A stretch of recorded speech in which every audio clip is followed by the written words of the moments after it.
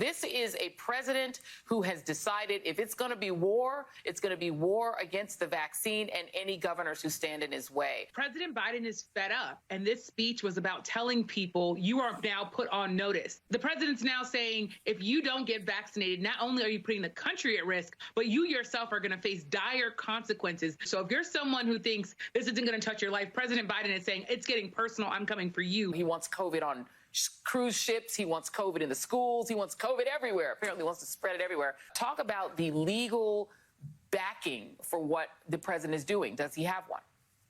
Of course he has one. Welcome to the immense reserves of federal power that we have existed under for this entire 250-year experiment. Of course, the federal government can mandate basic health and safety regulations. The same power that allows TSA to take off my shoes and molest me because I want to go to South Dakota allows the federal government to mandate a vaccine and mandate testing at the employment level. And I particularly will not stand for it, will not hear it from the forced birth aficionados, right? The same people that you just listed over there that are now arguing against the mask mandates are the same people who have been running around for a week saying that it's okay to force a woman to bring a pregnancy to term against her will. That is ridiculous. Those people can take all of the seats, all right? Of course, vaccine mandates are illegal, and of course, forcing women to give birth is not. Here's the simplest way to understand this.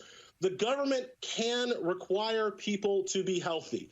It cannot require people to get sick. This was also President Biden saying, I will slap you with a stick and then move you out of the way, Ron DeSantis, if I have to. I know as somebody who is still afraid to eat in an indoor restaurant because I am afraid of COVID, and who is a parent who I'm afraid that my kids will eat in an indoor restaurant. I would feel so much more confident and comfortable doing that myself or knowing my kids were doing it if I knew that everyone in that space was vaccinated. I got to ask you about someone else who, like I would say Ulysses S. Grant, who should have more statues, it was decisive today. President Biden, there is a lot of caterwauling going on among Republican governors. We'll put up the list, 17 so far and counting, starting with Greg Abbott. Do you agree with the sort of Dave Wassermans of the world that Biden now being real decisive and coming down strong on the side of the vaccinated is actually good politics for him and bad politics for Republicans? I think the majority in this country is enraged over this, about being held hostage by an extremist, intransigent, junk science believing minority that is endangering America's children.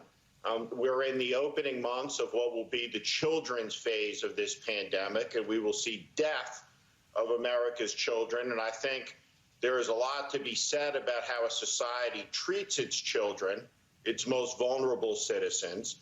And these GOP governors are showing they're anything but pro-life when it comes to children, with their cavalier disregard for the lives of America's children and the immunocompromised and our most vulnerable population. Subscribe to the Dummy Funnies now!